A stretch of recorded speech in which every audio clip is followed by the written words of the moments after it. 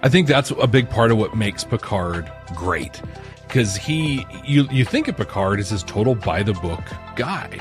But if you actually go and watch a lot of episodes of the show, yeah, he's violating orders left and right all the time. I think this is one of the qualities a lot of the captains bring, but Picard just really comes to mind first of like, this is what they told me to do. This is how they told me to do it. But really, now that I have this new information, our value statements say that we should do it this way. And if he's able to, he talks, hey, Admiral, this is what we should do, whatever. But if he can't, he just makes the call because that's what you got to do.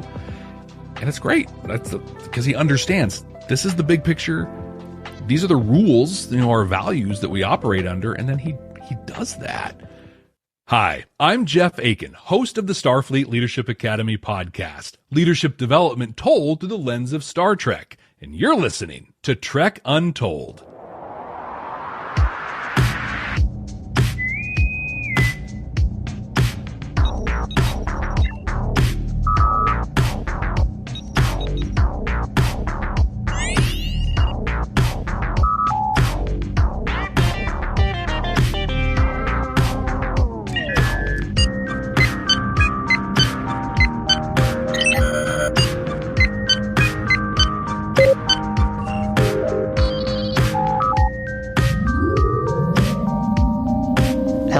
Welcome back to Trek Untold, the Star Trek podcast that goes beyond the stars. I'm your host, Matthew Kaplowitz. Star Trek is nothing without its captains, each one uniquely skilled to handle anything the galaxy throws at them. The leading cast members in these intergalactic plays about morality and science, when you see the four pips, you know to stand and salute. There's a lot the average person can learn from observing these captains, whether it's how they handle high-stress situations like Sisko taking down the Dominion, or dealing with interpersonal relationships like Janeway, figuring out how to get a mixed crew of Starfleet and Maquis members working together to get Voyager home. Today, we're discussing the best in Starfleet with a person whose podcast specializes in this area. Jeff Akin is the host of the Starfleet Leadership Academy Podcast, a show devoted to teaching leadership and management skills through Star Trek. He also co-hosts another podcast called Babylon 5 for the First Time alongside Brent Allen. Over on the Starfleet Leadership Academy show, Jeff breaks down specific episodes from the standpoint of leadership, communication, and management in the hopes of making you, the listener, become stronger at taking a captain's role in your life or business. I've been a fan of Jeff's work for a while, and he's even appeared once on this podcast before, way back in an episode we did, which was a panel episode all about Jean-Luc Picard's trauma after becoming assimilated by the Borg. But even then, I barely had time to get to know Jeff better, so I figured now was a good time to learn more about my compatriot in the podcasting world, and have him tell you all about what makes his show so cool and different. There's a lot of Star Trek podcasts out there, as you already know, but a lot of them tend to fall into the same categories, but Jeff is really doing something very, very one of a kind. So zip up your finest Starfleet dress uniform because we're learning all about what Star Trek can teach you in the professional sector with Jeff Akin. But before we get into this week's episode, I have to ask you, are you following Trek Untold on social media yet? You can find us over on Facebook, Instagram, TikTok, and Twitter, all at Trek Untold, one word with no spaces. You can also become a Patreon supporter for this podcast over at patreon.com/TrekUntold. Here, you can directly contribute to keeping this show running at full power for as low as a few bucks a month. If you do this, you'll have early access to new episodes, the ability to ask future guests questions, check out exclusive merchandise, and other special benefits. We've also got an official merch store and an Amazon store filled with Star Trek goodies. So if you want to rock a Trek Untold t-shirt to the next con you're going to, or order something Star Trek related for yourself or someone else, please use the links in the show notes to help us help you. Shout out to our show sponsor, Triple Fiction Productions, makers of fine 3D printed Star Trek inspired toys and accessories for collectors of all kinds. But you'll hear more about them later on. Now without further ado, let's beam up this week's guest. Computer, access interview file. And now joining me on the other side of the galaxy in the distant land of Portland, Oregon, we have a fellow podcaster who has been on this very show before, and it's long overdue that we had him back. Please welcome once again, Jeff Akin. Jeff, how's it going? It's great, Matthew. How are you? I'm awesome. It's been a while since we've actually had some real face-to-face time. I think the last time you and I had any kind of in-depth chat was actually here on this podcast again. And that was for Strange New Pods Picard Week, where we talked about the traumas of the Borg through the lens of Jean-Luc Picard. We also had Hawk from Strange New Pod with us there. And it was a lot of fun. It was a great conversation. It just feels like ages ago, doesn't it? It feels like so long ago. And it's weird to say that a discussion around trauma was a lot of fun. But it was. I think like we had great conversation. We all came in. I think one of the things I've learned in podcasting is you've got the people who like just kind of show up and wing it, and then the people who prepared. And Hawk and you and I, we were ready for a really tough conversation. We had a really hard conversation, and it was really good. But that was that season 2 Picard, like leading into the second season? That was season 2. It's like 47 years ago. Pretty much several big star dates ago. Yeah. Yeah. I mean, for me too, it was just nice because normally in the show, it is an interview show. I don't really get to chat Trek things with people. So it was nice to actually be able to do that, even though the topic was extremely weighty. Let's put that mildly. I think that's one of the cool things though about Star Trek is it tackles those really weighty topics, but in a way that you can just have a conversation about it. That's the magic of science fiction, really. And almost no one does it better than Star Trek. I'd have to really think if anybody does it better than Star Trek. But like, here's this highly controversial or this really difficult pill to swallow, but we're going to wrap it in a fun story. And now you can accept it and you can actually have a conversation about it. It's non-threatening. And yeah, it's one of the many things to love about Trek. So today we're going to be deep diving into your show, Jeff, and we're going to talk all about that today. But I got to just make another really kind of odd little note here. This is just a personal thing for me and you to share, but one of the reasons I actually changed my theme song for my show was because you had the same song as mine. And this is just a podcast thing out there. I'm going to throw this out there because again, this is a podcast to podcast conversation today. So many folks out there use that exact song and it kills me because I'm like, oh God, I spent like $30 on this thing. So anybody else is doing Star Trek podcast, just know I had it. Jeff's got it. I think there's like 5 other podcasters right now who are using it. So whoever's got that theme song, they're making a mint off of us. But definitely recommend you guys, if you got a Star Trek podcast of your own, hire someone to make you some custom music or something. It is that. Gosh, I need to do it because it is the perfect music. It is. Like, and I'm not saying that to like insult you either, Jeff. I'm just saying it's like, my God, everybody's using it because it is a really damn good song. And it's like one of the only licensable songs out there that sounds like Star Trek that won't get you sued because it's still not quite Star Trek. Yeah, but you're so right. It's like if you're doing this and you're really in it, like let's make it and go and get your own, because that is the magic of a lot of podcasts is when it's your own stuff and it's original. Yeah. So for folks who have been wondering for the last like year or so, like why I changed my song, it's all your fault, Jeff. Everybody can blame Jeff for this. Yeah, you're that's welcome. Right. Look at your shame. Right. Well, your music's great. It's one of those, and in fact, right now you're pushing me in a good way where I think sometimes we get in something, we're feeling comfortable with it. It's good. But then someone pushes and you're like, I can do something better. And I think that's what you've done. Your music's awesome. I love the new music. Oh, thank you. You're a wonderful liar. Thank you. I appreciate that. Well, we are going to talk about leadership. So, I mean, line's a big part of it, right? Yes, absolutely here. Now, Jeff, I think when we first spoke, I don't believe I asked you this question, but this is the question I typically ask all my guests on the show first. And that's, what's your earliest memory of Star Trek? My earliest memory of Star Trek is one of my earliest memories, period. My mom grew up watching it, and so it was just on. And it's funny because I hear so many origin stories of people that have some profound something, my dad and I this, or we went and saw this movie, or someone argued with me and I went and read the book or whatever. For me, it was just always there. You've heard about cradle Catholics, right? Just born, you're just a cradle. I'm a cradle Star Trek fan. Like it was never not a part of my life.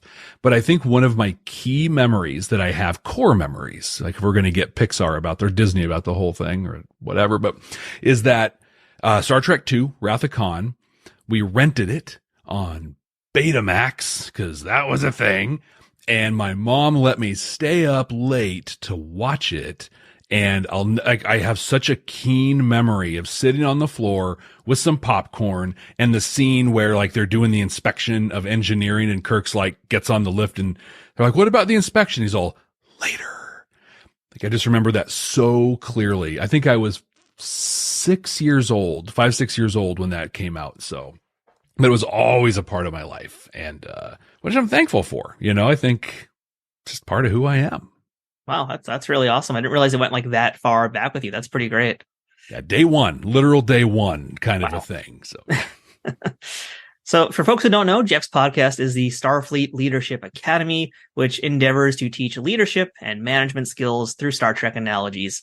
And this is really such a great niche that you've carved for yourself, Jeff. And we're going to talk all about it today. But, I got to admit, I really don't know much about you outside of the world of Star Trek. Like I said, really, this is, I think, now going to be the most we've talked besides that one episode of this podcast a few years ago, whatever it was. But I'd like to hear a little bit more about kind of your background in business. And I guess we'll start with that. How did you first work your way into the business? Then how did the Star Trek element of it come into play?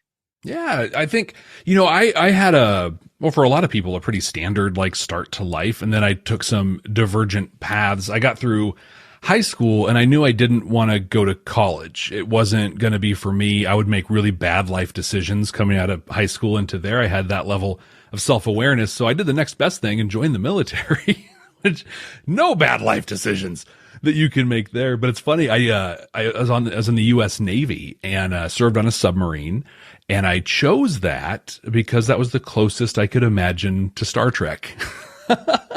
and it really is you've got a helmsman, you've got a planes, they call it a helmsman and planesman, one person who sets your left or right, one person who sets your up or down.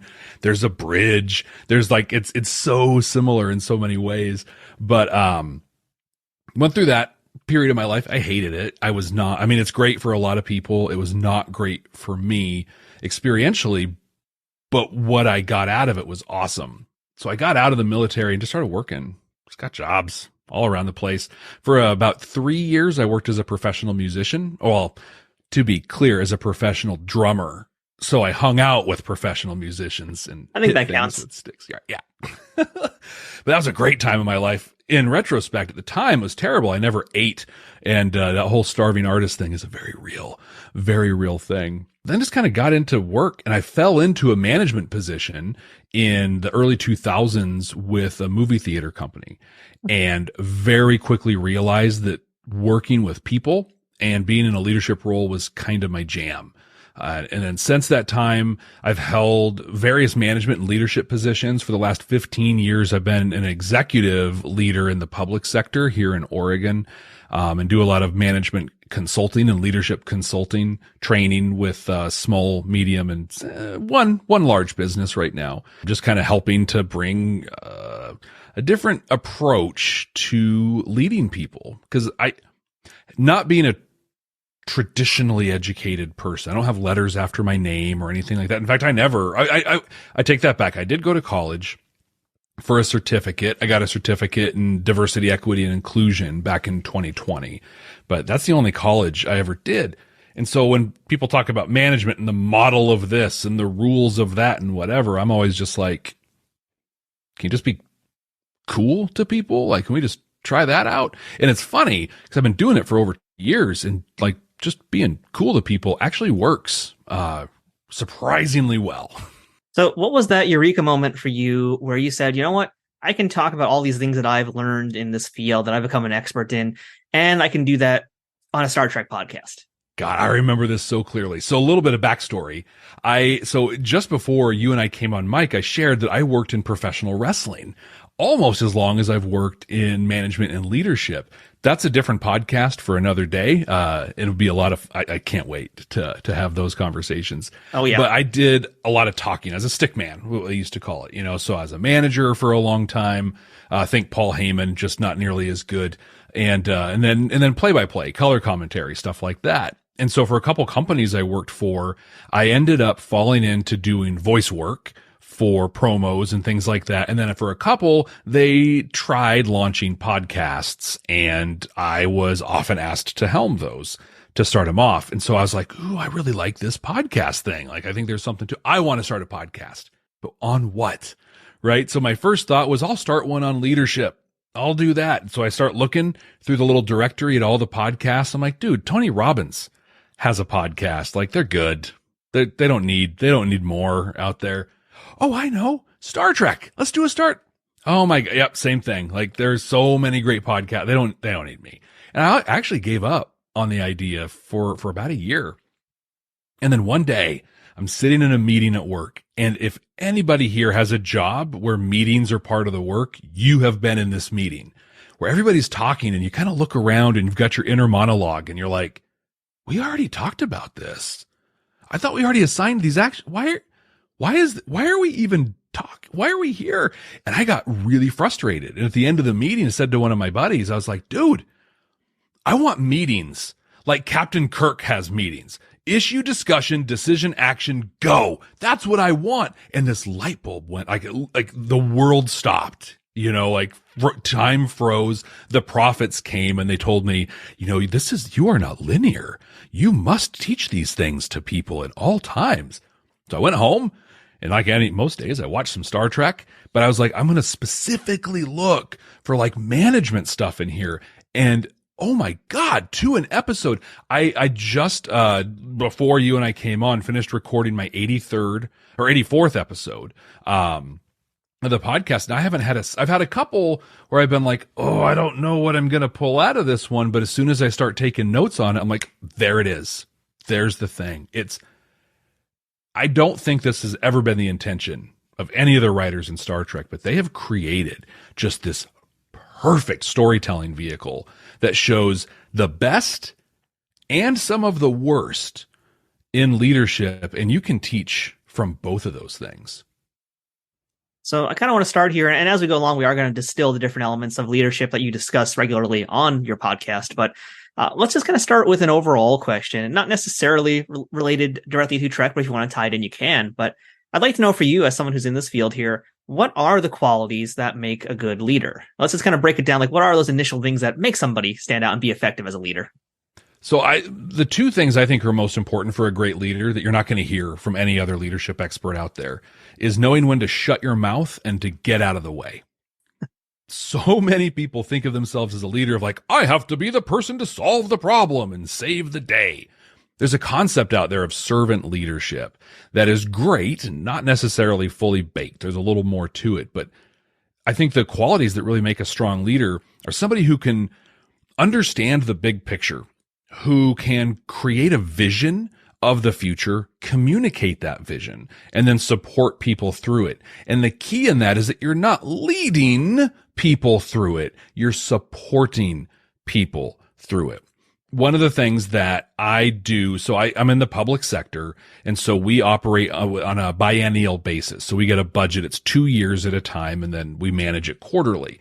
And every biennium, when we get our budget, we're required by law to forecast certain reductions, right? If we had to reduce your budget by 2, 6, 10%, what would that look like? What would the impacts be? And I always cut my own position first. Because if I don't show up to work, the work will still get done. In fact, when I show up to work as a manager, actually all I do is interrupt work. I stop people from doing good things. So if you need to cut money, get rid of me. I mean, you won't have anybody to do your stupid reports anymore, but I mean, you'll figure out a way to get past it. So I think it's really that mindset of being able to understand that there's a destination, a journey to that destination, communicate that in a way that excites and enrolls people into being a part of that vision, and then getting out of the way and not having an ego attached to the whole thing. Another thing I really look at when I go to different meetings around things of, is it the manager coming and pitching this idea, or did they actually bring an expert along and they hey, so this is Matthew. He's an expert on X, Y, and Z, and I'm going to let him talk. And then I truly shut up and let you do your thing and just stay out of the way. I think those are qualities that are lacking in so many leaders out there. And if they exist, they're often actively suppressed by like corporate culture or executive leadership. But I'll tell you what, I've worked in a lot of different organizations and a lot of different companies, and to a person, when they lead that way, their teams are wildly successful. So to bring this back to pro wrestling, also to paraphrase The Rock, know your role and shut your mouth. Totally. Well, let's bring this back to Star Trek, because that's what we're all here for today. And, every Starfleet captain is different in the ways that they lead. So I'd love to hear from you if we can kind of talk about some of the major captains in old and new Trek here. And what's one distinct leadership quality that each one of them exemplifies that we can kind of discuss and start to highlight how all of these metaphors work in this sci-fi universe? One of the key things, and some people don't agree with this, because especially around Captain Kirk, like I just need to put this out here. Zeitgeist, popular culture, has created an image of Captain Kirk that is patently false. It is simply not true. Yes, he, as a cowboy diplomat, as Spock said in Unification, right? Yes, he's out doing the mission and being, front of the spear for all this stuff. But he wasn't like this overtly womanizing, horrible, pervert just trying to, that's not who he was. Kirk was an incredible manager. And I think that's a thing that we see across all of the captains, even the ones that aren't great, as far as leaders go, is they're good managers who develop their teams. I remember a horrible episode of the original series, the Omega Glory. Is that what it was? Yeah. Oh, God. But there's this one tiny moment where, so Kirk's basically being held hostage by a defected or disenfranchised Starfleet officer, and down on the planet, and he has this moment where he radios up to the Enterprise, and Sulu and Uhura are there, and he basically just says, "Hey, run this drill for real. Like, dude, we're running this thing," and they just do it. And it's like, that's good management. Like, they've practiced, they've trained, they've whatever. And we see that consistently throughout Star Trek. But I think there's a key difference. There's a lot of management and leadership are different things, right? Management manages things, and leadership leads people. So it's things and it's people.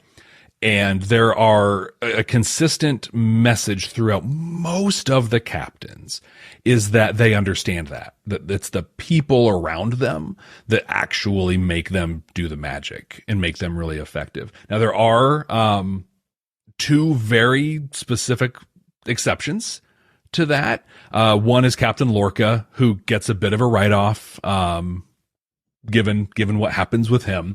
But the other one is, I'd say, season 1 through 3 Archer, who is a patently terrible leader and not even a very good manager. But high level, I think those are some of the things they all kind of share. That and he gets there. I think part of Enterprise is Archer's journey as he grows. And so I definitely bag on him in the podcast a lot, but fully acknowledge that part of Enterprise is the story of Captain Archer and Jonathan Archer and how he grows to bring all these races together to start the Federation.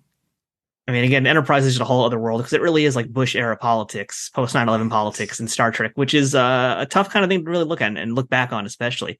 But what about, let's talk a little bit more about some of the other captains here too, because we mentioned, these guys, but how about, for Picard, for the Cisco, for Janeway, and even right now for Pike, and let's go about Michael Burnham too. Like, for each one of them, if you had to just say, like, this is the one thing that each one of them is the best at being a manager, what would that quality be? Picard, it's definitely big picture, right? He has that ability to look back, see everything that's happening, all the impacts that are occurring. I think he's best known as being like a diplomat. He's a diplomat, though, both externally and internally. The way that he kind of brings people together, manages conflict. It works well for some people, not everyone. Picard's a difficult leader to emulate because he maintains this professional separation between everyone that we explore through the Picard series a little bit, but when you're running a starship, especially the size and the stature of the D, it worked really well for him. Cisco's all about the people. Like, he's, in a lot of ways, he's not a very good manager. He doesn't care for the rules that much. He's very much he can often be an ends justify the means kind of a person, and that doesn't really line up with Starfleet in a lot of ways. I have to say too, Deep Space Nine is my favorite Star Trek, and it's difficult to talk about Cisco or DS9 without acknowledging many people to this day think it's completely contrary to the Roddenberry vision of what Star Trek is meant to be. What my theory presupposes is that it actually tests the Roddenberry vision, and throughout the course of the series proves and validates it. That's a good perspective on it. It's like, yeah, it totally pushes back. It totally does things that aren't in line with it because the universe isn't perfect. It's just not. And so it takes that model, puts it in an imperfect galaxy and tests it. And so on that journey, Cisco in the pale moonlight, right? I mean, we talk for days about, that and other decisions he made. But the thing about Benjamin Sisko is he cared about the people that he worked with so deeply. And I think about Meridian, which wasn't a great episode, but that was when Dax wanted to stay on that planet that disappeared. And like, he didn't get selfish about it at all. He's just like, this is what you need. How can I support you doing this? This is awful. I hate everything about it, but I'm here for you. How can I make that work? Janeway, who season 2 of Strange New Worlds pending. Janeway is my favorite captain. God, she's great. She has so many of the qualities of a Picard that, she is a diplomat. She was able to negotiate with the Borg, and yeah, it's controversial, right? That came up, but she did it, it happened. But what I think really separates her from the rest of the captains out there is she was the top of the food chain. There was no Starfleet command. There were no admirals. She didn't have to do things the Starfleet or the Federation way.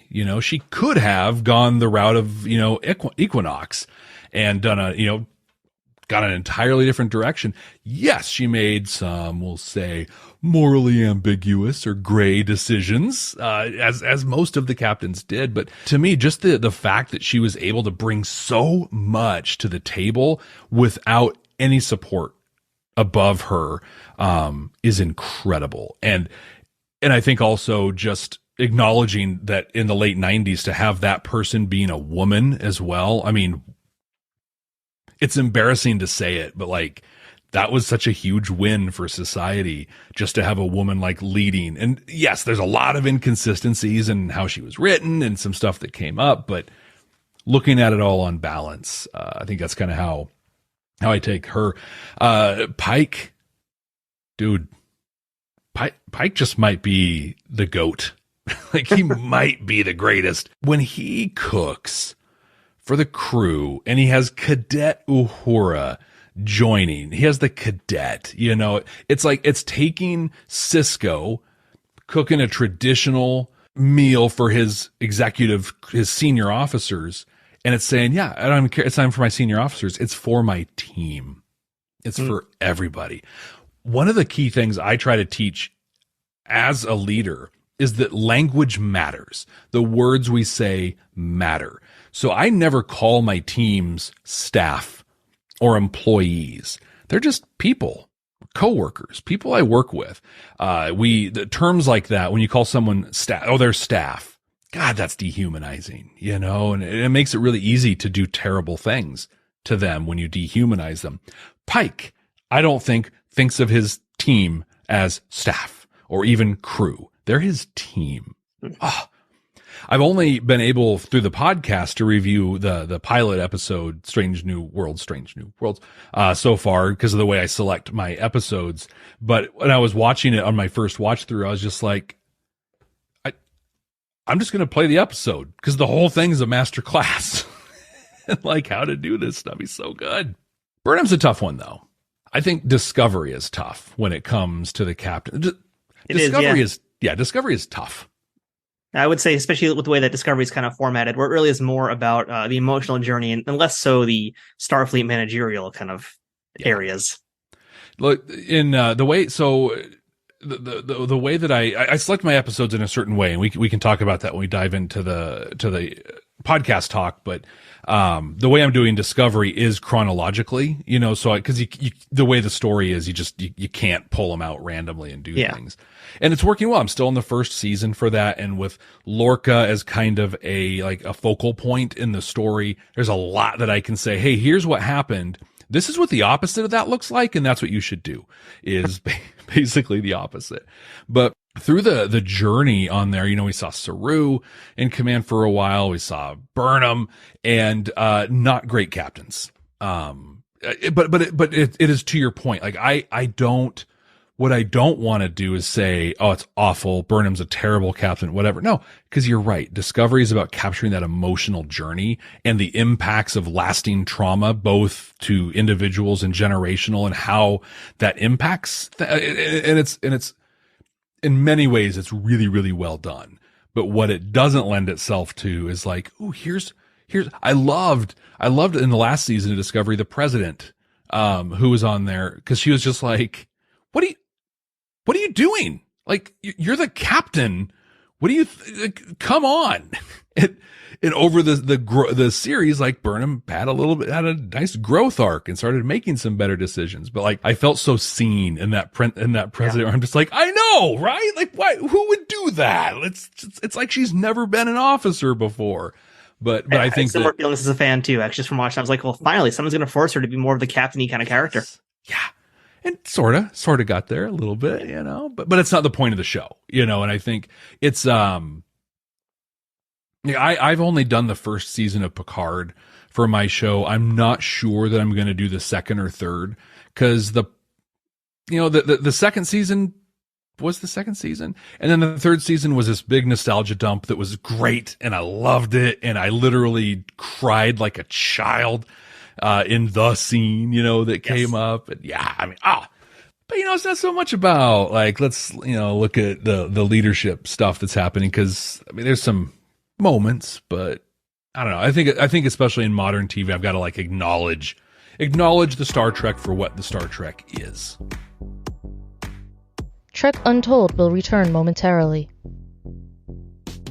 Trek Untold is sponsored by Triple Fiction Productions. Celebrating 15 years in business in 2023, TFP creates 3D printed Star Trek and sci-fi inspired items that fit into any collection. Whether you're a cosplayer who wants a Starfleet phaser, a Bajoran tricorder, or a Klingon dagger, or a toy collector looking for that special accessory or diorama to make your figures truly stand out, Triple Fiction Productions has exactly what you need. And for you figure fanatics, that includes products that are the perfect size for Galoob, Mego, Playmates, and everything in between. All products are 3D printed in the US, with new designs constantly being updated on their website. Repeat customers can sign up for TFP's loyalty program for free, where the more you order, the more discounts you receive. TFP also has a Pay What You Want section, where clearance or misprinted items are available at a discounted price. Best of all, every product can be shipped worldwide. As a special bonus for listeners of this show, Trek Untold has a special discount code just for you. Enter Untold10 at checkout for 10% off of all orders with no minimum purchase required. That's 10% off using Untold10. To see all of their products, head to triple-fictionproductions.net. Or to stay up to date on their newest products, find them on Twitter, Facebook, and Instagram. Triple Fiction Productions, where something is only impossible until it happens. Have you ever watched a YouTube video and said you wish you could do what they were doing? Whether it's the filming, the production, the editing. Maybe you listen to your favorite podcast and you wondered how they put that show together, how they got that great sound quality, what gear they use, how much does it cost to get started? Or maybe you checked out a video or read a book about one of your favorite entrepreneurs and it made you say, I want to live that life. I want to do what they do. Then check out my podcast, Toys and Tech of the Trade. I'm Rich Butler, and I've been making podcasts for almost 2 decades, speaking with experts across all fields to get to the bottom of the hows and whys of their achievements. Each week, I sit down with these amazing people who have carved their own path in life and share the gadgets, the gear, and the tech that they rely on to create their content, the methods that they use to run their business, and the habits and trends that are part of their daily routine and their way of life. And all of that, of course, gets put together to make them successful. We pull back the curtain on the process to help you understand what these people do differently so that you can draw inspiration and get ideas and be inspired so that you can take action today. This podcast is inspiring, educational, it's enlightening, and most of all, it's a lot of fun. I want you to join me on this journey so that you can use the tools and advice shared in this podcast to level up your business or creative endeavors, giving you all the tips, tactics, and tools so that you can transform what you're doing from a side hustle into a full-time lifestyle where you can collect a paycheck for doing what you love. Check out Toys and Tech of the Trade wherever you listen to podcasts, and check out the RageWorks Network at RageWorksNetwork.com for more info on this podcast and all of the many other great shows that we have on the RageWorks Podcast Network. That's Toys and Tech of the Trade, with some assembly required. All right, so Jeff, that's kind of the good captains, the ones that we all know and love and familiar faces. But let's go into the opposite end of that here, because I think a lot of people give flack to some captains or crew members who are just kind of unpopular, but were actually effective leaders. And to me, like, the first name that comes to mind is Jellicoe. I think everybody else talk about Jellicoe. So maybe we can kind of go into that, and you can name a few other names as well of folks who kind of fall into this category who are panned often by the fans, but were actually really great managers. Jellicoe's the low-hanging fruit there for sure. I haven't done Chain of Command yet for the podcast. I can't wait to really dive in. I can't wait for that one either. Here, you need to this is basically the sneak preview for that one. Right, exactly. But on memory of that one, there's a lot of flaws in Jellicoe's leadership. But what I think is going to be great about it is that that's most leaders, right? Jellicoe led from a place of fear. In a lot of ways, he was afraid. Really, what it is, it's almost an operationalized in wartime version of imposter syndrome that he had. And oh my God, who doesn't deal with that? Sociopaths, right? If you're not dealing with that at some level, you're fine because you're in your own world, and good for you. But it's going to be great to look at that through that lens, how he led that way, because really, the big conflict that came up in Chain of Command between him and Riker, around the 3 shift or the 4 shift, and it's like, dude, Riker, stop. You are wrong here. This guy is your captain. You get to make your case, but he's the captain, and he's not wrong. I worked on a 3 rotation boat when I was in the Navy. I would have loved a 4 rotation. That would have been awesome. So much more free time, But Jellicoe's one. I think another one that's the opposite almost is Data. Data gets held up often as he should have been the captain, So there's the interim, the nemesis to Picard interim phase of what happened with the E? And in the novels, and I think they confirmed in season 3, Worf ended up commanding the E. But a lot of people were like, oh, it's got to be Data. It's got to be Data. No, he is terrible. Look at Redemption, right? That episode in the 2-parter, the second one, infuriated me because Data gets put in charge of the Sutherland, and he goes in and just bull in a china shop forces his way to this solution to the Romulans, cloaking and helping the Klingons in their civil war. And then everyone's like, oh, Captain, my captain. And Picard's like, oh, you shouldn't follow orders all the time. And I'm like, dude was a straight up jerk and did his own job. What he did on that ship in that moment was the same thing he would have done on the Enterprise at Ops. He did zero leadership. It's not good. I feel like that kind of goes into a different talking point too, though, about how, there's one thing to be a leader who follows the playbook and follows the rules versus someone who is creative and can think outside the box, which is a term I think a lot of folks in business probably hate hearing. I hate hearing that term too, but but it is true. Someone who can think for themselves and think beyond what's right in front of them.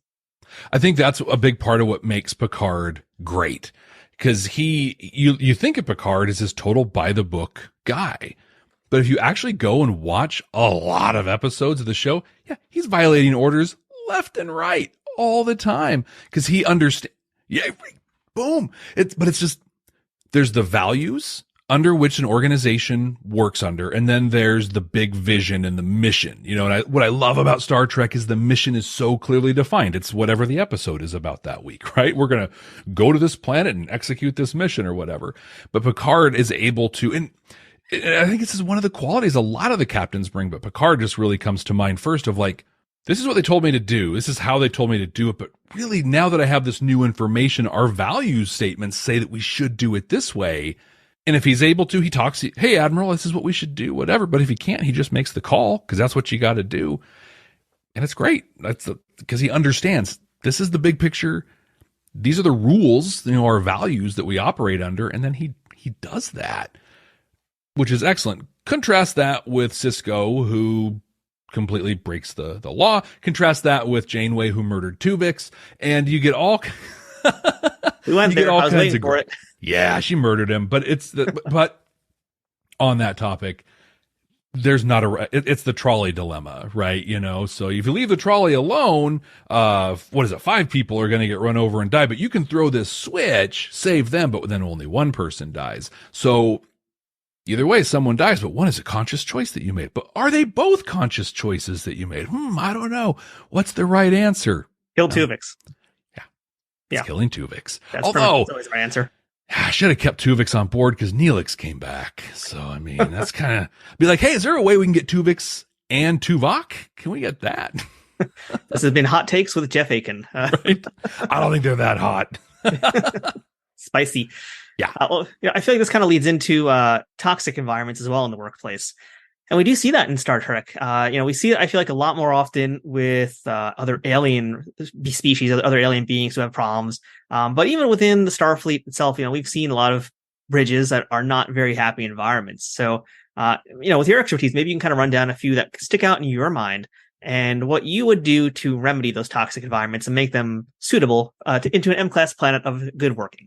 Right. One of my favorite examples of a toxic environment is not one that you would necessarily think of, and it's the bridge of the Voyager. Really? That's a spicy take. It is. And so, but what it comes down to is, if I think long enough, I'll remember the episode that I talked about this in. Unforgettable, I think, was the episode that I talked about this. Maybe not. Anyway, it was one of them. You can look it up. But, Tom Paris and Harry Kim are on the bridge, and they're, hey, 7 looked good. There's like just making all these just horrible jokes about 7, statements about 7, and teasing Harry Kim about, enjoying the number 7, as it were. And Chakotay and Janeway come over and they join in. They're like, oh yeah, Harry, you were looking at this. And it's just like this level of, I'll call it like 90s workplace toxicity that now we know through our lenses today. We're just like, oh, that is not okay to do. Wow. It was just so commonplace, in there. And I think the answer to everything, how do you address these toxic environments? I mean, I'll talk about some other ones, but the answer to that question is very simple. People first, right? We prioritize our people. We respect our people. We understand all the people here are deserving of and have dignity, which is so simple to say, yet here we are in the early 21st century where we are. So I just lay that out there and leave it. But, some of the toxic environments I think of are like Quark's Bar. Oh my gosh, could you imagine working there? I do not want to. That would be horrible. You would never sleep, and you'd be paid nothing for that. Right. Oh, it's awful. And, but that's, it's the motivation. He doesn't care about the people. He cares about, the Latinum and all that kind of stuff. That's a terrible one. Most Klingon vessels. Right. There was the episode where the exchange program where Riker, went onto the Bird of Prey and like he was prepared for this stuff. But it was just awful. And then we got it in Lower Decks. Was it the Wej Dej episode or whatever, where they, they had the Vulcan ship and the Klingon ship and whatever. And it's just like, it's the mirror universe too, I guess. But just like, is dude going to kill me? Like, is this how things work? Now, you're not going to fix that necessarily with just applying a person first culture on top. That's deep seated cultural stuff on there. But at a high level, that's what it's about is treating people. Equinox comes up as well. That turned into a very toxic environment. What I find fascinating about that story is it wasn't always toxic. They had tried doing things, well and treating each other and all the species well. And then they got desperate and leadership made choices and there were real divisions amongst the people working there. And like when they showed the scenes of them on stuff like that, dude, I wouldn't want to be there. That seemed like a terrible bridge to be on. But they were more interested in, shortcutting to get home than they were in taking care of their people on the ship. So the world of business and management, as you've proved already on this podcast, and you do every episode of your own show. But how did you transition these skills ultimately into being a podcaster? And we kind of talked a little about your background in pro wrestling, which I think is an amazing way to kind of transfer some skills into one thing into another here. But, what did you do to basically take your abilities and merge them into what you're doing now as a podcaster and make the show the success that it is? That's such a good question. I have to think about it for a second, because I think, you get into the skills that you have, and then you just do the things, and you're like, oh yeah, I just did the thing, and there it is. But if I think back to before I was podcasting about leadership, one thing I was doing pretty frequently was speaking about it. Some organization or conference or whatever would hire me, and that was all word of mouth. I didn't have a brand or anything to back me up at that point. I knew people, and so like I might do some consulting, or I might know someone, and then, oh, there's a conference and you can come speak on it. At first I went through like this progression where at first I would just do these talks that are pretty traditional, that you've seen at any conference you've gone to. This is why it's important to value people. Here's the way to have a challenging one-on-one conversation that brings value, whatever. That kind of stuff. It's all good. Then I realized I need something just to kind of separate me from everybody else. I am not John Maxwell, and so I should stop trying to be John Maxwell. He's great. Awesome. Cool stuff. If you want to read a book about 563,000 rules of whatever, cool. Me, you get more than 2 or 3 and my brain can't deal with it anymore, but he's awesome. I'm going to stop trying to be him. So the first thing I did was I actually put a talk together that got some buzz. And I ended up actually I got to not tour the country, but travel around the country a little bit giving this one. But in professional wrestling, the construction of a wrestling match is the perfect example for good leadership. And so I used the absolutely iconic match of Hulk Hogan versus Andre the Giant in the Pontiac Silverdome at WrestleMania 3. And I broke that horrible match down, because objectively, that is a bad wrestling match. But it is part of the world culture. Did you know that after WrestleMania 3, some researcher did a research experiment around the world where they took like well-known figures and put pictures up all around the world and asked which one they recognized. And the top 2 people that were recognized were Jesus Christ and Hulk Hogan. I feel like this is an internet meme now where it's like, show me the difference. Yeah.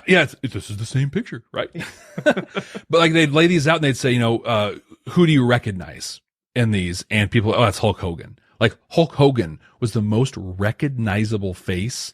Wow. According to this, probably very small sample size, but of multiple countries. But it was the power of this match. And so I put a talk together that broke that match down and then related it to what that looks like in leadership, and really high level. If you love pro wrestling, that's awesome.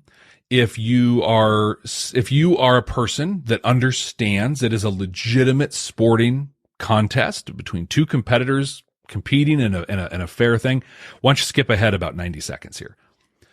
For those of you that are still here, it's not fake. I have an orthopedic surgeon that will tell you it is not fake, but it is definitely pre-planned, and it's definitely a story. I like to say that pro wrestling is theater in the round, where we tell the classic story of good versus evil through the universally acceptable language of violence. That's pro wrestling, right? So, but the key to a successful match is that I don't go into that match to get my stuff in. I don't go into that match to make myself look good. I give you 100%. It is 100% my job to protect you and to make sure you look good. And that works because it is also your job to 100% protect me and make me look good. And when both people have that understanding, you get these classic matches that transcend the ages. But in doing that and in constructing those talks, when I sat down to start doing this for Star Trek, it kind of came naturally for me. It's just, this is what I do. I look at, and I found too, working with new managers and doing training and consulting for people, the traditional, just like, here's the situation, here's the solution, and here's the benefit, the problem, solution, benefit model. It works, but it doesn't stick. What sticks is storytelling. There's a great saying that we would use in sales organizations, that facts tell, stories sell. So have your facts, but tell a story around them. And so I started just in practice using Star Trek, using Harry Potter, using Star Wars, just different like pop culture sci-fi things that I knew, using that as examples when I would train people. And like it became a joke, they're just like, oh, we got Admiral Akbar this one, or whatever. And, because Admiral Akbar, by the way, is a great example of the PDCA model, plan, do, check, act. It's a whole thing. But yeah, so when I sat down to do it for Star Trek, I'm like, one, I know how to construct this in a way to talk about it. And two, like I kind of have some practice doing it. And so, it's definitely refined. Like I don't have enough self-confidence to go listen to my first episode, again. But if I were to do that, it is, I know, well, one, I know the format is very different than what I do today because I've intentionally evolved the format, but my approach, I'm sure, has changed dramatically in that time, just as I've learned the podcast medium more, because podcasting is not getting on stage and talking. It's so much more intimate. And so being able to just improve and delivering that message, specifically to you and in a meaningful way where I think, it's kind of a little blasé-ish, but somebody was like, podcasting is so intimate because you're literally inserted inside the person listening to you. Intimate or invasive, your choice. Yeah. I like that. More invasive. There you go. But, it's so intimate, the connection that we have with the people that listen to what we create, that when I started off, I really started off as if I were like, hey, I'm making some jokes and I'm telling a story and I'm speaking to you, as opposed to, hey, no, I'm actually like, we're sitting down and I'm talking to you about this stuff. But I think the intimacy is a very good thing to mention here. And that kind of leads into one of the things I admire about you, Jeff, as a podcaster is, and now that I know some of your pro wrestling background, it makes more sense, but I really like the way that you speak and tell stories in the way that you speak. Yeah. Because that's the art of podcasting, and I can speak for myself here because I stutter, I stumble through things a lot. I slur my words because I got a whole face thing going on.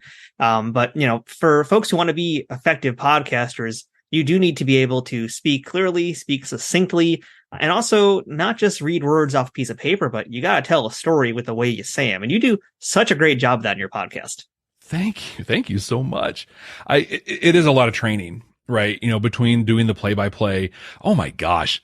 I was going back. Some of the stuff I did in the past is on YouTube, and I was watching some of it and I was so embarrassed. I'm just like, oh my God, people paid me money to do this. I should call them and apologize. Like, oh my gosh.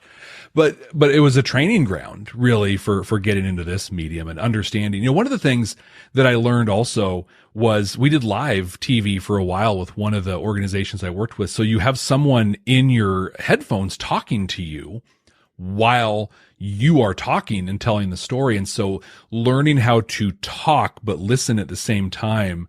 And then sometimes I'd be like, okay, we got 30 seconds to commercial. You talk, 15 seconds, 10, 5, and you have to, like, when you watch TV and it's just like, and we'll be back with this match right after that. Boom, into the commercials. Like, that is a highly orchestrated moment.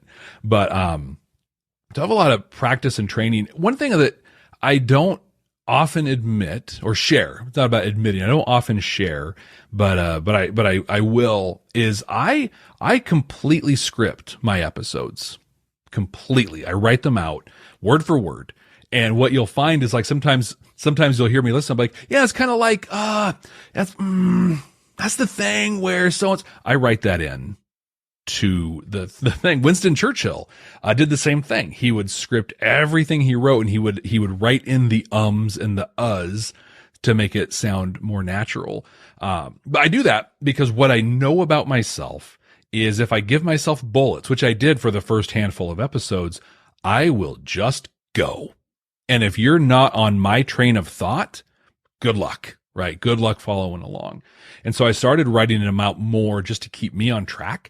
What it has done is it's helped provide real continuity in what I do. So there's a rule in broadcasting that first you tell them what you're going to say, then you say what you're going to say, and then you tell them what you just said.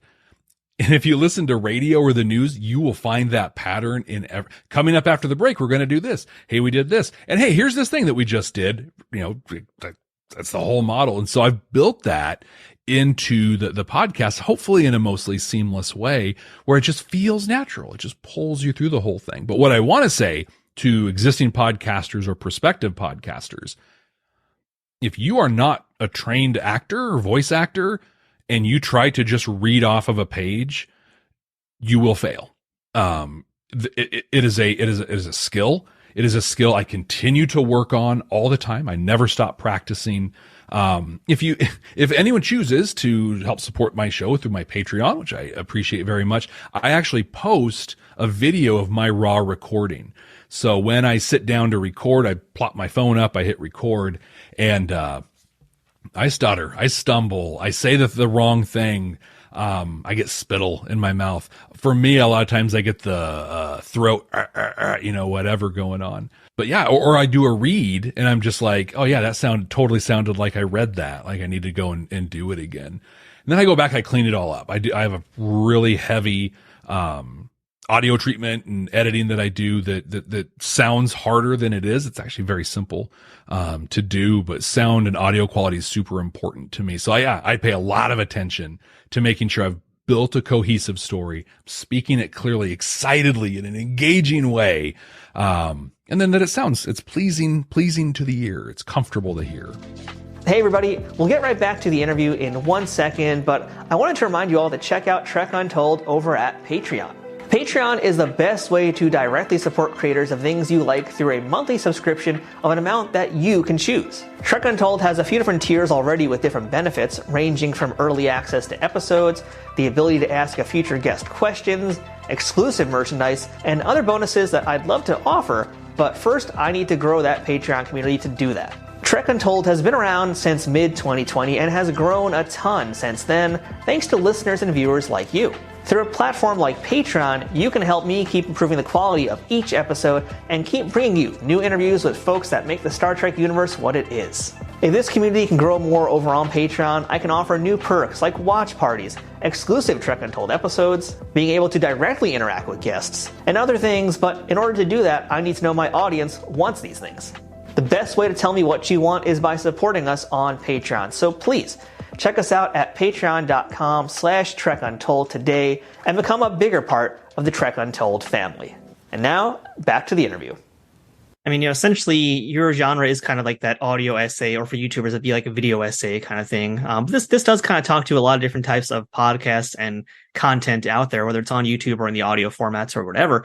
It very much is trying to get all this like information out there and sound authoritative, but also not sound too authoritative. You got to sound like you're also an authentic human being. So there's always the insertion of like the jokes and the supposed bloopers that usually half the time are not actual bloopers. Yep. So I think that's kind of an important thing though, for anybody that's listening who like wants to pursue podcasting as something.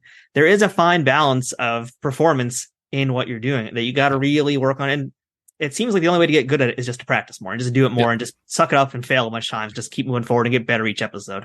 Yeah, I always feel like, gosh, who said this? Somebody said this. I mean, I feel like a jerk that I don't remember who it was, but they just said, you will never be perfect, but as long as every time you're a little bit better, that you're doing great, and it's just tiny little things that you can do along the way to improve yourself. I think to a person, to a show, if you listen to the first episode and compare it to their most recent, if they are the same, then they're either like some drama, that's, telling a story throughout and was designed to be that way, or it's failed as a show. Because I think that we're in the Star Trek world, right? And so we talk about story arcs and character growth and development.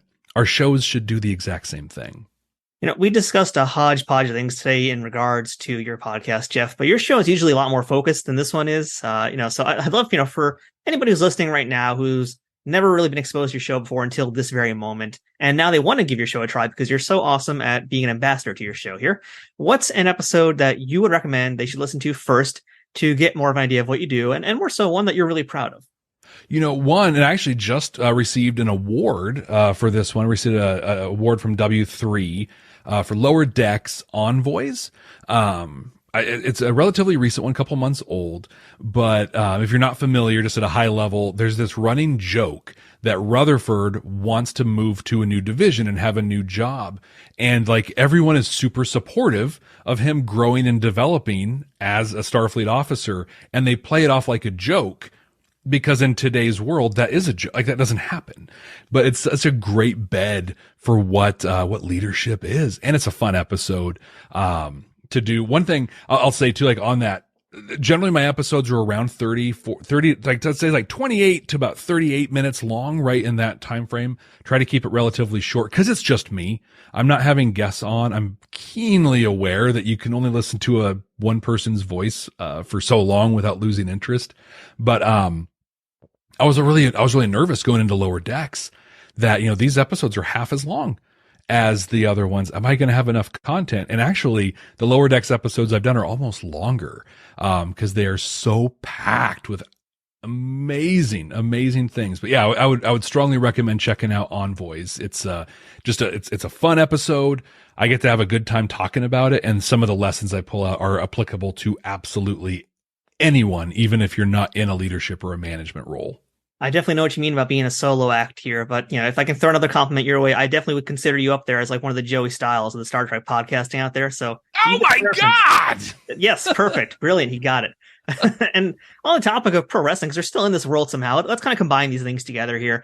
So you're putting together a team of 5 coworkers who, in this case, are all members of Starfleet. And you got to tackle a job that requires working across different departments to deliver some sort of project. I don't really care what it is, but some sort of project in a very short, tight time frame. So no captains allowed, but who is on your 5-person team from Starfleet to join you in this endeavor? Wow. Hey, Jeff, let's throw you right on the spot. Yeah, why not? Sure. Why not? Well, Data's got to be there. Right. And I think because Data, in my opinion, is a wildly underplayed character in all of Star Trek. The guy's he's a walking supercomputer. Like, that's interesting though, because you went back a few moments earlier and were saying how Data might not have been necessarily the best like leader, but you're saying as a crewman, as a member of the team, he's a good element. Absolutely. Matthew, that's such a great point. If I can tangent for just a quick second. Tangent. Our corporate society is so broken for a lot of things. So many of them. But one of the key problems is that we make widgets, right? Whatever it is, we're making widgets, and you join the company to make widgets, and eventually you become the best widget maker. So then the company makes you the boss of the widget makers. But it's not the boss's job to make widgets. It's the boss's job to support the people making the widgets.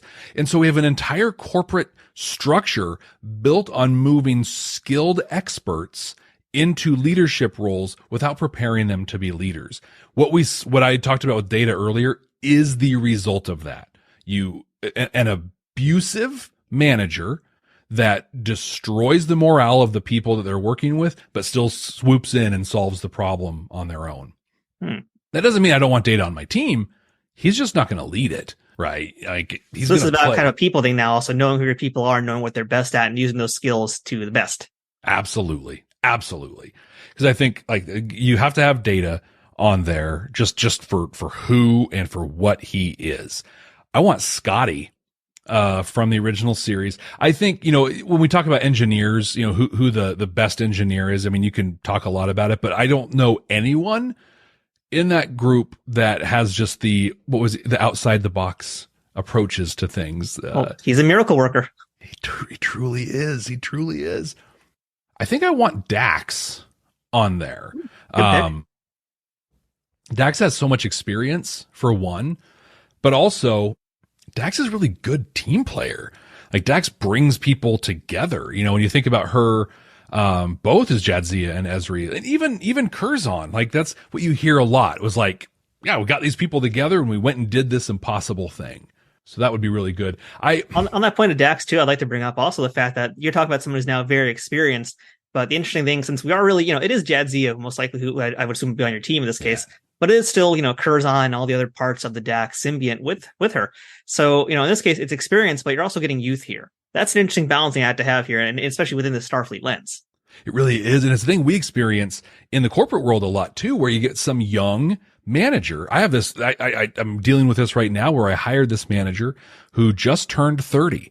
And and the people that she's leading are, gosh, I mean, we've got people older than me, people in their 50s, just much more work experience and life experience than her. And what a challenge that is to be the young buck on the team, and be taken seriously, let alone be acknowledged as a leader. It takes a special skill set in a lot of ways. With Jadzia, she gets to cheat. She's got 7-8 lifetimes, of experience to bring that skill to the table. But it's a real thing that people deal with every single day. But I think what's important too, we talk about generational differences in the workplace. And I mean, I'd be lying if I told you that they're all great and it's awesome. And they're, everyone should have, oh my gosh, there are some people from some generation, I just don't have the patience. I'm just like, oh my gosh, it's exhausting, to listen and work with you. But that's the work, right? Is me still showing up, still supporting you. I'm not saying I don't like them. It's just that this takes I have to show up in a different way. In fact, my executive assistant is retiring at the end of this month. And then I have this manager who is 30. And sometimes I have back-to-back one-on-one conversations with them. And I need 20 minutes afterwards just to be like, the ping pong ball back and forth. And they're both incredible and amazing, but I have to show up in a very different way for them. And Jadzia could bring that, right, both through her experience and her youth, to that situation. So we got Data, we got Scotty, we got Dax in this team. A lot of science engineering people. Who else we got? Yeah, we got that. We're going to have Riker.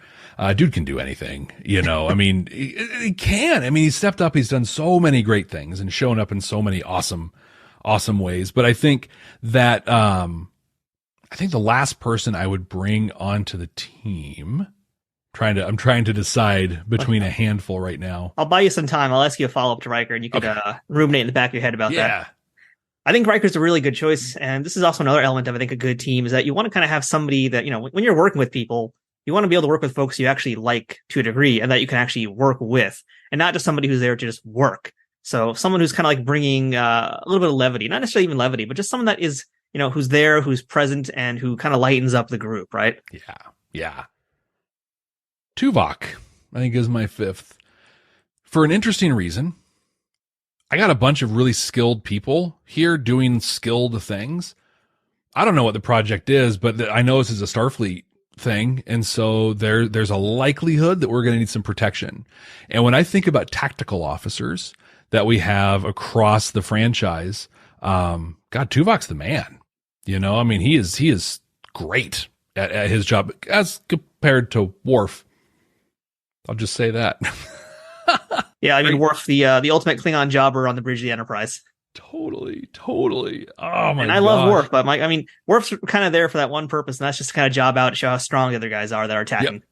Yep. He's our jobber to the stars, our JTTS, big time. He's our Barry Horowitz, who is great, by the way. Yes, he is. I have met him. He's a great person. But yeah, Tuvok's really cool because I think he also brings a lot of wisdom but a lot of skill to a project. And I think that having the dynamics come into play and having someone like Data on the team and a Tuvok, they boom, sending information back and forth. No need for niceties or anything. They're going to work well, but to help them work well with each other, that's where the Dax and the Rikers come into play, is to help bring out the best in these really disparate personalities and approaches to getting work done. Yeah, I don't know how deep in the comic stuff you are, Jeff, but I'm right now reading the IDW comics and the current ongoing Star Trek series. And this crew here, this is such a mishmash of folks. I'm going to try to remember everybody who's in it. But Cisco is the captain because he's back. He got summoned back by the Prophets. You've got Dr. Crusher. You've got Data as his second in command. Okay. We got Scotty running engineering. Tom Paris on navigation. And I'm trying to remember who else. Worf was briefly with him, but then Worf actually jumped to go into the Defiant miniseries, where he's now in charge of the Defiant, along with Torres and Ro Laren and Lore, oddly enough, and Spock also. Wow, so talk about some weird teams. So yours actually sounds pretty good. Yours sounds like some great logical choices there. Wow, I've read some of the comics. I read the Discovery ones. There's one thing I really enjoyed with Discovery is how they kind of wrapped in the novels and the comics into the actual, they weren't like, oh, here's another story. It was like, no, here's the background to stuff, because we're not going to waste valuable screen time fleshing out our characters. So instead, we'll write cool comics about it. But yeah, I need to get into the other ones because that sounds fascinating. They are a lot of fun to read. Now, for the most part of this episode of Trek Untold here, we've been looking at the, again, leadership management qualities and a little bit of good, a little bit of bad here. But for now, kind of focusing on something a little bit, I think a lot of people can relate to, is hurdles in being a good leader and hurdles in being a good manager. And so, again, of course, using Star Trek as our POV here, what do you think is the biggest hurdle that you see most commonly from clients you work with or from people who you know who are in this world of business management? What's like the biggest hurdle that you see, and how can they overcome that? Two things come to mind. One is ego. And I'm really stuck on Data in Redemption right now. One, I just had that episode come out a couple weeks ago, so it's very top of mind for me. But like, he was so consumed with being a good captain that he ended up being a terrible captain. He led from his ego, essentially. And that happens a lot with people out in the world. The thing I deal with a lot, we talked a little bit about imposter syndrome earlier, but I think the other thing is just feeling valuable. It's really easy. Like, let me own who and what I am. It's really easy for me as a middle-aged, white, cisgendered, heterosexual guy to show up and say, I'm not important. Cut me from the job. Let other people do it. I exist to serve you. I should be in the background. It's very easy for me to say. That's not easy for a lot of other people to say. And specifically, when I hire women of color or other underrepresented communities of people, they've been trained their whole life, for not just their whole life, but they've been trained generationally that if they say that or show up that way, it'll happen, right? Like, yeah, we will cut you. We'll let you go. And we won't even think twice about it. So acknowledging that, it's the mindset we have to really get into is we're not here to prove ourselves. We're here to improve the team. And so that internally, that ego, spend a lot of time working people through that. The other thing that comes to mind though is, we don't call them badmirals for no reason, right? And it's corporate culture. I think what I do often see is in different companies and in my personal experience is you might have a manager who's running their part of the operation in just a magical way. Like you see engaged people. I remember, my boss years and years ago, I was running an operation and we're off site. We're in a different location than our headquarters. And my boss came in and visited and I wasn't there. I was actually at our headquarters building for meetings because, meetings is apparently how we get work done. But he popped in, reception helped him out, took him onto our production floor. And he told me, he said, I went on the floor and people were standing around. They were talking. They were laughing. And I'm just in my head. I'm like, oh no. And he goes, but it was the most amazing thing I'd ever seen because all the work was getting done. And there was this buzz and this excitement of people who wanted to be there and cared about the work they were doing. And I was just like, mission accomplished, right? Like the culture is happening. This is great. Well, we were next door to another operation that was also in his span of control. So he went over and visited there and he's like, yeah. So I walked into their office and it took me almost 5 minutes to tell if anyone was even there or not, because it was just quiet and subdued and people doing things. And so in my little pocket of this organization, I was able to create this really awesome environment, but the entire organization was there to squash me and push back on anything I wanted to do, is just by force of personality, one, and force of results, two, that have allowed me and the people I've worked with to be able to survive that. And what that really means is it's great to treat people well. I often like to tell people that, your people are your priority, bar none. Good work, high quality work will be the side effect of you treating your people well. It will happen if you create the vision and you're talking about that and the mission and your values. It will happen, but that's not the focus. But you also have to make sure it happens. Because when you show up in some exec meeting or you're talking to your boss and you're like, hey, this person did this great thing and this person did that great thing. And they're like, yeah, you're 60% under forecast and there's nothing showing that you're going to come out of there. Okay, maybe they're going to start micromanaging you down a little bit or something. So you have to be able to still deliver. Gosh, as I encourage this, I am reminded again that privilege plays a huge role here. But as the leader, you have to be able to stand up and say, the line is here and we will go no further.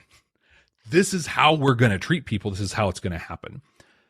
In my current role, I'm really trying to flip that now, and I'm trying to influence it up and out. I'm trying to be more aggressive with my leadership style. I think more people need to adopt it. So I'm working specifically to push it out into our organization. But I would say for 99% of the people working out there, start with you. Start with you and your span of control. Even if you have 8 direct reports in an organization of 200, or whatever, and you're only responsible for 8, focus on those 8. Do that. And it'll be hard. And your peers won't like you. I mean, like, weird stuff will happen, I promise you. But the people you're working with and the results out of it, they'll speak for themselves. So, Jeff, that's a lot of business talk, which is very important for a lot of folks out there, myself included. It's useful for many different things here, but I want to kind of bring it to everyday life right now. So what's something that we, meaning myself and meaning everybody that's listening or watching right now, can all do in our everyday lives to be better leaders, whether that means at a job or just a better leader in our personal lives with the people around us? Such a great question. And I'll change it a little bit if that's okay. It's not just about being a great leader. It's about being a great person. And because we can put labels on things. I want to be the best cook. I want to be the best boxer, the best leader. It's really about being the best person. I'd say human, but we're talking about Star Trek here. So fair. Very, very term itself is racist, right? Don't be a spacist, Jeff. Right. But I think it really is just kind of what I've been saying here. And it's understanding that every single person matters, belongs, and has value and deserves dignity. You might disagree with the choices they make, with the way they were born, whatever. That's a you thing, not a them thing, right? And so we need to respect them and treat them with the dignity they deserve. This translates daily into interactions at work, but just think about everything that we do in our lives. Think about the way you talk to your kids. Think about the way you talk to your neighbors. Think about what you yell at your phone when you're reading the news or whatever social media doom scroll thing that you go into. That's a person on the other side. And every single person, every single one, I don't care if they're agreeing with you, disagreeing with you, if they're red, if they're blue, if they fly this flag or fly that flag, they're a person, a human, and they matter. Star Trek happened because we went through hell, right? The eugenics wars, the Bell riots, World War III, and then the Vulcans showed up and we came together. It didn't matter anymore if you were from here, from there, or if you loved this person or loved that person. None of that stuff mattered anymore because we were part of something bigger. We're already part of something bigger. And it's not just your company you work for. It's not just your family. It is your local community, your larger community, and the global community. I mean, this is such a rah, love people kind of a thing. But Matthew, it's, you want to be a good manager? Care about the people you work with. You want to be a good person? Care about the people you live around. It's that simple. Yet here we are. Very true. Good answer. Jeff, you are a super busy dude also, we should mention, because besides working full time and besides the Starfleet Leadership Academy podcast, you've got another podcast that you do. So talk to us about that one. That one here is a little bit more, less in the business area, more in just sci-fi good times. Yeah, I love this other podcast. It's called Babylon 5 for the First Time, not a Star Trek podcast. Very important to note that. It is. Also, it helps with search engine optimization quite a bit. Absolutely does, you cheater. You sneaky you. Uh-huh. It's almost like I know what I'm doing here. In fact, on Good Pods, we currently are the #1 rated Star Trek podcast, and we don't even talk about Star Trek. This is my slow clap for you. You earned that. But no, so yeah, about a year ago, Babylon 5, if you're not familiar, was a short 5-season long TV show in the mid-90s, a sci-fi show. J. Michael Straczynski wrote it and put it all together. For people who know of it, it is a deeply beloved series. For people like me a year ago, barely knew it existed. And it popped up on HBO Max, or I guess what we're now calling Max. And I like having background noise when I work, music, TV, some sort of background. And so I'm like, oh, I'll watch Babylon 5. Here it is. And I tweeted that out, and I had my first viral tweet ever. Like tens of thousands of interactions, like huge. And I was like, oh my gosh, there might be something to this. So I reached out to a handful of people that I knew within the Trek podcasting community. And I was like, hey, have you ever seen Babylon 5 before? And most people were like, yeah. And then finally I found someone who didn't. That's Brent Allen, who is the host of Beam Me Up, a Star Trek podcast. But he's like, yeah, I've never watched it before. And I'd had the opportunity to guest on his show a couple of times. So we knew each other a little bit. And we're like, yeah, let's give it a shot. So we literally are watching Babylon 5 for the first time week to week, unspoiled. We have an incredible community that has surrounded us. They protect us from spoilers out there, which is saying a lot for an almost 30-year-old show. But we, it's not just a standard like watch podcast. One of the things Brent and I talked about when we put the show out there is the world is full. There's already like a boatload of Babylon 5. We watched the episode and here's what we think. Okay. What separates us, what makes us different from the other podcasters out there is that we're Star Trek podcasters. And if you're a Star Trek podcaster, you are trained uniquely to watch a show and start ripping it apart and digging out those messages, those meanings that are in there. For me, they're leadership lessons. For other people, they might be societal, for, all kinds of. Star Trek is full of so many things. And so we decided to lay that lens on top of Babylon 5. Now we call it the Star Trek like messages. We're not comparing Babylon 5 to Star Trek. They are entirely different things. But we look at it, we look for the messages that are held within it. It's a very different beast than Star Trek, but it has a lot of great messaging in it. And we're currently about midway through the third season, and there's this overarching theme around like accountability, responsibility, and forgiveness. Oh, it's so powerful. But yeah, it's a lot of fun. Very different. It's just two dudes talking about, a 30-year-old sci-fi show, but it is a lot of fun to do. I should warn you too, I'm actually in that group of folks who have not seen Babylon 5. And I know that makes my fans quite irate when I say that, but I was not really into the sci-fi, I guess, when it was first airing. I was really very much in the end of my Star Trek time for a bit, for many years, actually. So I've never seen it. One of these days I'll get to it. I know it's a really good show. I got to get into it. That's the problem. Brent was similar. He hadn't started watching sci-fi yet. He came to sci-fi through Voyager. So late 90s, Babylon 5 was already, peeling off and gone, but he wasn't into, it's a little not quite mainstream sci-fi thing. For me, having grown up as a cradle Star Trek fan, I watched one or two episodes and I was like, what is this cheap knockoff Star Trek? I don't have time for this. The CG. Oh my gosh. Oh, it gets better. I'll tell you that. It gets better. I've heard that. Yeah. But there are people like in our community who are like, this was the first show to ever put it on TV. I'm like, yeah, they did it too soon. It is awful. It's so bad. But the makeup, so good. The acting, spotty, but some of it great. Bruce Boxleitner, who played Tron in Tron, joins the series at some point, and he brings his A game. It is so, so good. But like all mid-90s or 90s-ish sci-fi, first season's a little rough, a little bit, but once it starts moving, it moves fast. Like I'm really glad that we dove into this and started watching it, but the podcast is fun. We were talking earlier about, kind of having that personal touch to things. It's easier to do when you have two people having a conversation, but we put our unedited, we record and we just immediately throw the video up. Like we do no editing to it whatsoever. And that's, I'm amazed people watch that. We have we'll ask each other a question. Here's a podcast secret for people. If you ask someone a question and they have to think about it, just be quiet, be silent. Because then when you go edit it, you can use this really cool tool called truncate silence or remove silence, and whoop, just brings it together. But if you feel the need to fill it, so there are times where we'll ask each other a question and there's 30 seconds of just us being like, quietly, just nothing. Then we go in, or we say things wrong.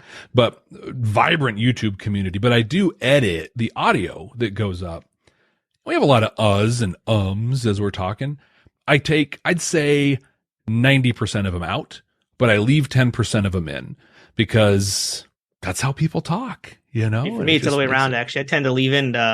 Really? Yeah, I do. For the most part, it depends. If someone, because I've had some guests who are very and heavy to the point where, I don't want to say who because I don't want to put anybody on the spot and make them feel bad. But there's been a few guests I've had where I had to heavily chop because of those uhs and ums. But I usually tend to leave them in just because that's how folks talk. It's natural. Yeah, exactly. It's nothing to be ashamed of. Just it is what it is. Yeah, but yeah, if you're a fan of Babylon 5, check it out. Like, it's fun. It will be infuriating because we're watching one episode at a time, and you're like, there's an epic episode in the second season called The Geometry of Shadows that we kind of hated, but we've learned it like seeds all this stuff that's happening now in the third, like late second season into the third season. It's like, oh, it's actually pretty brilliant. But wow, people were furious that we hated it. So if you love it, check it out. It'll be fun to watch. A lot of people are coming to Babylon 5. There's a new animated movie coming out at the end of the summer here in 2023. So there's a resurgence of interest in it. What better way than joining two other yahoos watching it for the first time? And for those yahoos out there who want to check out your Babylon 5 show and your Star Trek show one more time, what are they and how can folks find them? Well, you can find the Babylon 5 for the first time podcast at babylon5first.com. That's the number 5 and the word first.com. And then I'm super proud of my URL for the Starfleet Leadership Academy. It is starfleetleadership.academy. Catch it there. I've got links to the YouTube, all the podcatchers, wherever is most convenient for you to listen. But if you catch it on the website, you will have up-to-date information and links all the time.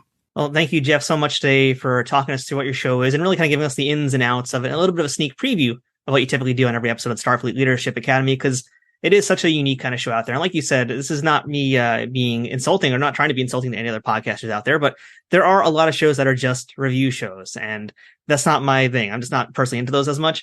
So it's really exciting to see Star Trek conversed in a different way. And Starfleet Leadership Academy accomplishes that, and you get to learn stuff in the process of doing it. Not just like, or as my show, it's mostly behind the scenes stuff and like kind of like the inner workings of things.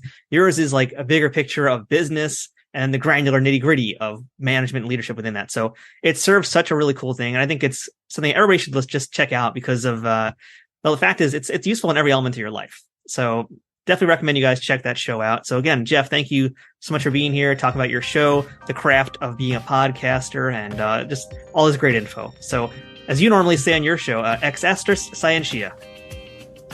Love it. Thank you, Matthew. That's it for this week's show. Thanks again for checking out Trek Untold. If you aren't already, please follow Trek Untold on social media, where you can find us on Twitter, Instagram, Facebook, and TikTok, among others, all at Trek Untold. Don't forget to subscribe to us on YouTube for the video versions of this show at youtube.com/@TrekUntold, and subscribe to us on whatever platform you're listening to the audio version on. We always appreciate likes, shares, comments, thumbs up, ratings, and reviews, and whatever you can do to help spread the word about this podcast and inform other Trekkies about why they need to check this show out. If you're able to financially support this show, visit patreon.com/TrekUntold to learn about the different ways you can contribute to keeping this show going full speed ahead. Until next time, I'm Matthew Kaplowitz. This has been Trek Untold, and remember, fortune favors the bold. Trek Untold is sponsored by TrekSphere.com, promoting fan-produced Star Trek content in all forms, is powered by the Rageworks podcasting network, and is affiliated with Nerd News Today.